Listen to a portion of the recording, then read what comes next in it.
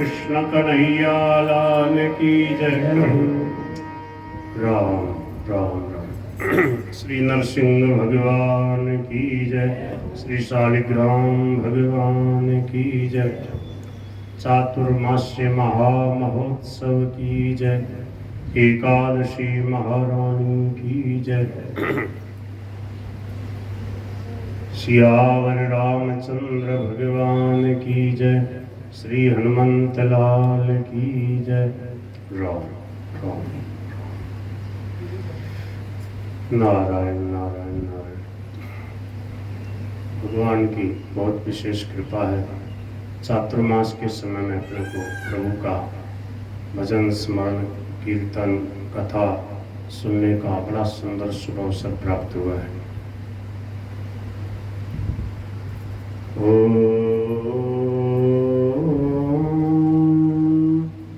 सच्चिदानंद रूपाय विश्वोत्पत्त्यादि Hathaway तापत्रय विनाशाय श्री कृष्णाय वयं नमः।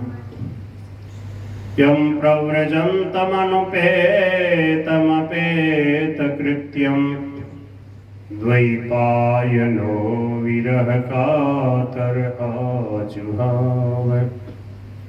पुत्रेति तन्मयतया तरवाभिनेदुस्तं सर्वभूतहृदयं मुनिमानतोऽस्मि। वाञ्छाकल्पतरुभ्यश्च कृपा सिन्धुभ्य एव च पतितानां पावनेभ्यो श्रीवैष्णवेभ्यो नमो नमः। प्रह्लाद नारद पराशर पुंडरीक व्यासाम्बरीश शुक शौनक भीष्मदालभ्यां रुक्मांगदार्जुन वसिष्ठ विभीषणादीन् पुण्यानिमान् परम भागवतान् नमामि। वसुदेवसुतं देवं कंसचाणूरमर्दनं देवकी परमानन्दं कृष्णं वन्दे जगद्गुरुं। वर्षे विभूषितकरान्नवनीरदाभात् पीताम्बरादरुणबिम्बफलाधरोष्ठात् पूर्णेन्दुसुन्दरमुखादरविन्दनेत्रात् कृष्णात् परं किमपि तत्त्वमहं न जाने। भक्त भक्ति भगवंत गुरु चतुर्नाम बपु एक। इनके पद वंदन किए नासहि विघ्न अनेक। श्री हरि जो आय विराजिए कथा सुनहु इतिहास। तुम श्रोता भक्त माल के तुम पद रचे हम दास। तुम पीछे जा और है ये श्रोता है रस खान। इनके सकल मनोरथ पुरबहु श्री भगवान। सब द्वारन को छाड़ के मैं आयो तिहारे द्वार। हे वृषभानु की लाडली मेरी ओर निहार। सबकी ओर निहार। मोर मुकुट कटिका छनी कर मुरली उर्माल। यह बालक मो मन बसो सदा श्री बांके बिहारी लाल। जय जय श्री राधा रमण जय जय नवल किशोर। जय गोपी चित चोर प्रभु जय जय माखन चोर। श्री राधा माधव चरण बंदम बारंबार, एक तत्व दौतन धरे नित रस पारावार। गिरा अर्थ जल बीच सम कहियत भिन्न भिन्न बंदम, सीताराम पद जिनहि परम प्रिय खिन। भवानी शंकर वंदे श्रद्धा विश्वास रूपिणो, याभ्यां विना न पश्यन्ति सिद्धा स्वान्तः स्थमीश्वरम्। रामाय रामभद्राय रामचंद्राय मानसे रघुनाथाय नाथाय सीताया पतये नमः। अतुलित बलधामं हेम शैलाभदेहं, दनुजवन कृशानं ज्ञानिनामग्रगण्यं। सकल गुण निधानं वानराणामधीशं, रघुपति प्रिय भक्तं वात जातं नमामि। विघ्नेश्वराय वरदाय सुरप्रियाय लंबोदराय सकलाय जगद्धिताय, नागाननाय श्रुतियज्ञ विभूषिताय गौरीसुताय गणनाथ नमो नमस्ते। बोलो भक्तवत्सल भगवान की जय। अनंत कोटि सब संत महात्माओं की जय। गीता रामायण भागवत भक्तमाल की जय। गौ माता की जय। गंगा मैया की जय। श्री नरसिंह भगवान की जय। श्री राम दरबार की जय। श्री हनुमंत लाल की जय। श्री सदगुरुदेव भगवान की जय। श्री खाकी जी महाराज की जय। राम राम राम राम राम राम राम। नारायण नारायण नारायण नारायण। मुख्य रूप से आधार रहेगा कथा का, भक्तमाल की कथा, भक्तों का चरित्र। बीच में सत्संग की बातें तो आती रहेंगी, गीता जी की बातें आती रहेंगी, और भगवान के भक्तों के संतों के जो रचे हुए पद हैं, भजन है, ये भी गाते ही हैं, आप जानते हो। तो भक्तमाल जी की महिमा आज थोड़ा सुनाते हैं। पहले दिन महिमा सुनाई जाती है, रामायण की कथा हो, भागवत जी की कथा हो, पद्म पुराण की कथा हो। आज आपने बड़ी सुंदर शिव पुराण की महिमा सुनी, एकादशी की महिमा सुनी, चातुर्मास व्रत की महिमा सुनी। परम श्रद्धेय श्री स्वामी जी महाराज का जब चातुर्मास होता था, स्वामी जी महाराज को प्रणाम, सभी संतों को प्रणाम, भक्तों को प्रणाम, श्री नरसिंह भगवान को प्रणाम, महाराज जी की व्यास गादी को, महाराज जी को बार बार सादर प्रणाम। आप सबके हृदय में विराजमान श्री सीताराम जी को सादर प्रणाम। सिया राम सब जग जानी करो प्रणाम, जोर जुग पानी आहा। बोलो गिरिराज महाराज की जय।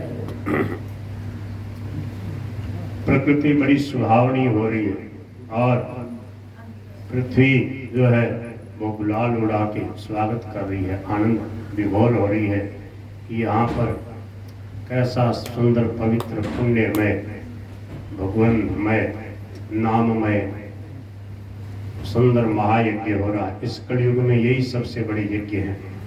भागवत जी में एकादश स्कंद में कहा गया है कि कलयुग के जो लोग हैं उनके सबसे बड़े बड़े यज्ञ क्या हैं? बोले इकट्ठे होकर के भगवान के नाम का कीर्तन करना, भगवान की कथा सुनना कहना, और भगवान के उत्सव मनाना, जन्माष्टमी, राधाष्टमी, रामनवमी आदि, होली, दीपावली के उत्सव मनाना, ये भक्ति के महाअंग कहे गए। हमारा सबसे बड़ा उत्सव है ये। देखो, माघ का जो मेला होता है वो भी महीना डेढ़ महीने का होता है। चातुर्मास का जो मेला होता है 2-2, 3-3, 4-4 महीने का। स्वामी जी महाराज का भी जहाँ चातुर्मास होता तो जिस बार अधिक मास होता तो 3 महीने का चातुर्मास होता था, तो आनंद आ जाता। भागवत जी की कथा, रामायण जी की कथा, रामायण का पाठ, गीता जी की व्याख्या विशेष रूप से करते और खूब भजन गाते। नरसिंह जी का मायरा वगैरह सब कुछ हो जाता था 2 महीने में। तो अपने बहुत आनंद की बात है, अपने को कितना सुंदर शुभ अवसर मिला है। नारायण। श्री तुलसीदास जी महाराज ने जैसे रामचरितमानस की रचना करी, विनय पत्रिका, दोहावली आदि 12 ग्रंथ लिखे, 12 ग्रंथ। वेद व्यास जी महाराज ने 18 पुराण लिखे, उप पुराण लिखे, उपनिषद वगैरह लिखे, वेदों का भाष्य किया, उपनिषद आदि के द्वारा वेदों का विस्तार किया। वाल्मीकि जी ने वाल्मीकि रामायण लिखी, गर्गाचार्य जी ने गर्ग संहिता लिखी और ज्योतिष शास्त्र का भी उन्होंने प्रणयन किया। उसी प्रकार इस कलयुग में तुलसीदास जी के समय में ही नाभादास जी महाराज एक संत हो गए। जन्म से अंधे थे, उनके स्वामी जी महाराज कहते नेत्रों के चिन्ह भी नहीं थे, एकदम साफ सबाचट ऐसे थे, चमड़ी थी, ऐसे अंधे थे, अंधे जन्मे थे। बड़े आश्चर्य की बात। उनके ऊपर संतों की कृपा हो गई और उन्होंने भक्तमाल लिखी, भक्तों के चरित्र लिखे। वो किस प्रकार से कैसे उनके ऊपर कृपा हुई वो कथा आगे विस्तार से हम सुनाएंगे। आज भक्तमाल की कथा सुनाते हैं। जो उन्होंने भक्तमाल लिखी उसके ऊपर संतों ने बहुत सुंदर महिमा का वर्णन किया है। श्री नारायण दास जू कृत भक्तन की माल, पुनिता की टीका करी प्रिया दास सुरसाल। नाभादास जी महाराज ने भागवत जी की, भक्तमाल जी की और रचना करी और उसके बाद में जब वो परम धाम पधार गए, उसके 100 वर्ष के बाद में उन्होंने देखा कि जैसा प्रचार होना चाहिए वैसा प्रचार हो नहीं रहा भक्तमाल का। क्या कारण? संक्षेप में उन्होंने भक्तों के चरित्र लिखे। मूल जो भक्तमाल है महाराज बहुत थोड़ी सी है, जैसे गीता जी का गुटका, ऐसे ही मूल भक्तमाल थोड़ी सी है। 200 और कुछ छप्पे हैं, 202 या ऐसे कुछ छप्पे हैं। छप्पे छन में लिखी है, कुछ दोहे हैं, कुछ सोरठा है। तो उन्होंने सोचा कि क्या करें, कोई इसको लिखने वाला हो, संप्रदाय के आग्रह से रहित, भगवान के नाम प्रेम में लीला धाम में छका हुआ कोई संत मिल जाए तो वो इसकी टीका लिखे। तो उन्होंने दृष्टि दौड़ाई भगवान के दिव्य परम धाम में बैठे बैठे, तो देखा कि वृंदावन में एक संत है, राधा रमन जी का मंदिर है। आप जानते होंगे राधा रमन जी जो निधिवन जी है, निधिवन के पीछे एक मंदिर है, अंदर जा करके छोटे से ठाकुर जी हैं, शालिग्राम भगवान से प्रकट हुए। उन राधा रमन जी के मंदिर में उनकी सेवा करने वाले एक प्रियादास जी नाम के संत थे, मनोहर दास जी के शिष्य। वो बड़े प्रेमी भक्त थे और नाभादास जी महाराज ने जो भक्तों के चरित्र लिखे, भक्तमाल लिखी, उसका पाठ करते हैं और वो सोचते थे कि इसकी और व्याख्या हो जाती, इसकी सुंदर विस्तृत व्याख्या होती, लोग पढ़ते तो लोगों को विशेष लाभ होता। तो ठाकुर जी ने कृपा करी, नाभादास जी महाराज के मन में आई कि इन्हीं के ऊपर कृपा करो और इन्हीं से टीका लिखवाऊं भक्तमाल की। तो वो भजन कर रहे थे, मस्ती में प्रभु का नाम ले रहे थे। उसी समय दिन के समय में उनके सामने साक्षात नाभादास जी महाराज प्रकट हो गए अपने दिव्य स्वरूप से। जैसे तुलसीदास जी जिस रूप में थे, कबीरदास जी जिस रूप में थे, जैसे स्वामी जी महाराज जिस रूप में थे, भाई जी, शेठ जी, स्वामी जी। तो महापुरुष जो होते हैं जब वो शरीर की लीला करके, भक्ति का प्रचार आदि करके जब लीला समेट लेते हैं, चले जाते हैं, वे साक्षात भगवत स्वरूप हो जाते हैं। फिर किसी के विशेष लगन होती है तो अपने उसी रूप से और वो उसके सामने प्रकट होकर उसको साक्षात दर्शन देने में समर्थ होते हैं। क्यों? नमे भक्त प्रणश्यति, गीता में भगवान ने लिखा कि मेरे भक्त का कभी नाश नहीं होता। तस्मिन् तज्जने भेदा भावा, नारद भक्ति सूत्र में नारद जी लिखते हैं भक्त में और उनके, भगवान में और उनके भक्तों में कोई भेद नहीं होता, भक्त साक्षात भगवत स्वरूप ही हो जाते हैं। तो नाभादास जी महाराज प्रियादास जी के सामने प्रकट हो गए। प्रियादास जी को बड़ा आनंद आया, अरे कोई दिव्य महापुरुष है। बोले आप कौन है? बोले मैं नाभादास। अरे महाराज मैं तो भक्तमाल की कथा पढ़ता रहता हूँ, आपने बड़ी कृपा करी, आपने मेरे ऊपर कृपा कर दी, आपने दर्शन दे दिया, राम राम। निहाल हो गया, चरणों में गिर पड़े, प्रणाम किया, कहा कि क्या आज्ञा है, मैं क्या सेवा करूं? बोले आप भक्तमाल की टीका लिखो। बोले भक्तमाल जैसे ग्रंथ पे और मैं टीका लिखूं, मैं तो किसी प्रकार से योग्य नहीं हूं, मैं तो बस भक्तमाल पढ़ता हूं, आनंद लेता हूं, प्रभु का गुणगान करता हूं, नाम कीर्तन करता हूं। बोले कि जो अपने को अधिकारी नहीं मानता वही वास्तव में अधिकारी होता। ये बात सेठ जी कहते थे। भाई जी हनुमान प्रसाद पोद्दार जी से उन्होंने कहा कि आप भक्ति का प्रचार करो, भगवान के नाम का प्रचार करो। तो भगवान भाई जी ने कहा मैं तो क्या प्रचार करूं, मैं तो अपने को अधिकारी नहीं मानता। तो बोले जो सरलता विनम्रता पूर्वक ऐसा सोचता है कि मेरे में भक्ति नहीं है, मैं प्रेमी नहीं हूँ, मैं क्या प्रचार करूं, क्या कहूँगा, मैं तो प्रभु का नाम लेता हूँ, बस गुणगान करता हूँ जैसे बन पाता है, बोले वही वास्तव में सच्चा अधिकारी है। निरभिमानता भगवान को, भक्तों को, संतों को, संसार को, सबको प्रिय रखती है। तो उसी प्रकार नाभादास जी महाराज ने कहा कि तुम चिंता मत करो, भगवान कृपा करेंगे। बोले कि आप मेरे से कहलवा लो तो मैं लिख दूं, मेरे में कोई सामर्थ्य नहीं है। जैसे सुखदेव भगवान जो है वो जब पधार रहे थे वनवास में, जा रहे थे सब कुछ छोड़कर, तो वेद व्यास जी उनके पीछे पीछे जा रहे थे, तो शुको हम वृक्षों ने उत्तर दिया।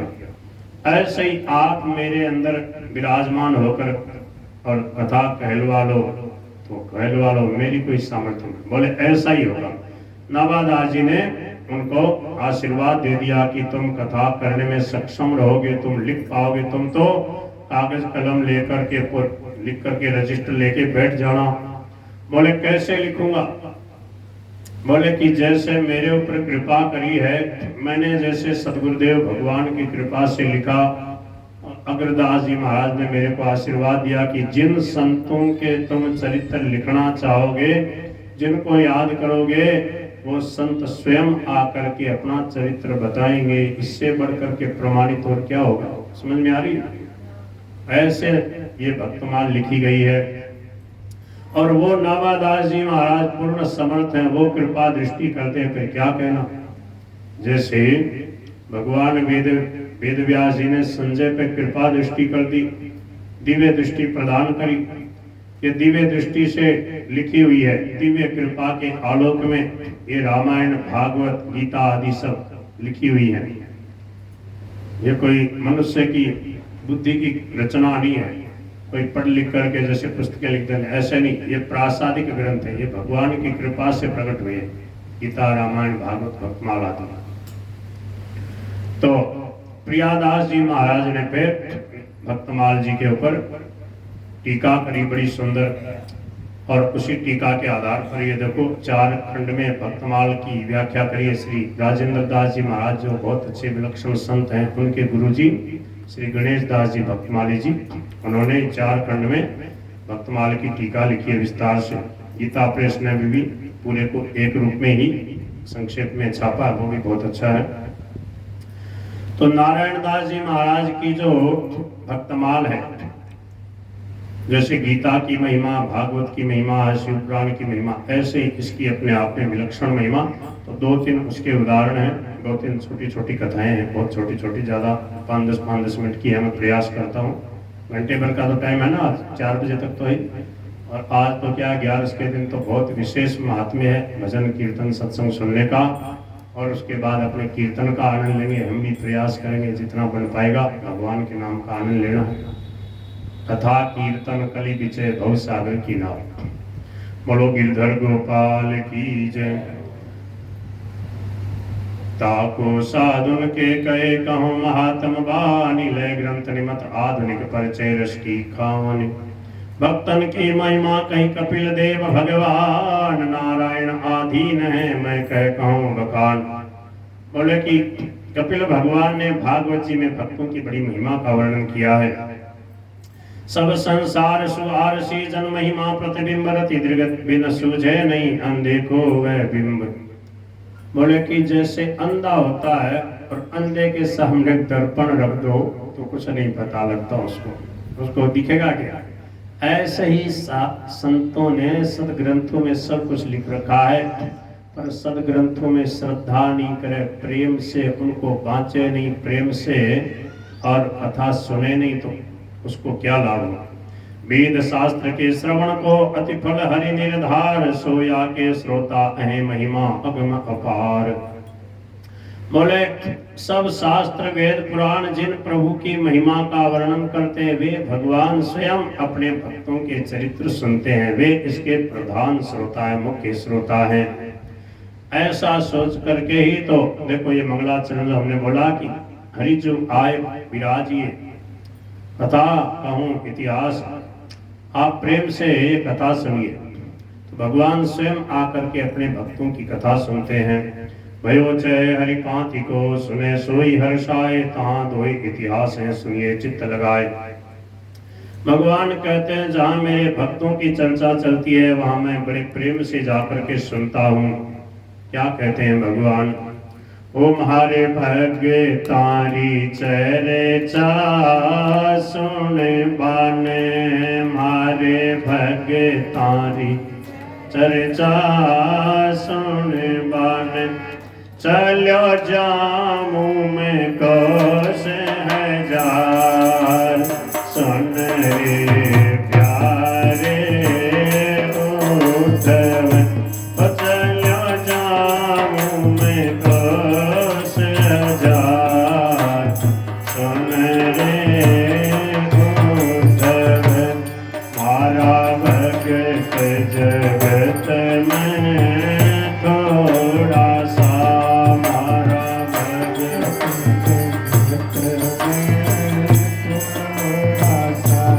जारे महिमा करनी ना जाय रे उद्धव, जारे महिमा करनी ना जाय, सुन रे ओ मान भगत बिना नहीं आवड़े, मान भगत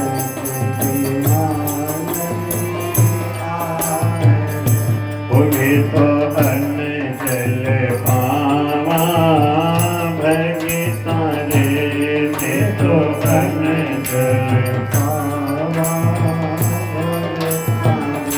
ये माने और अन्न नहीं भाई, सुन रे उद्धव, माने और हमारे उद्धव, मारा भगत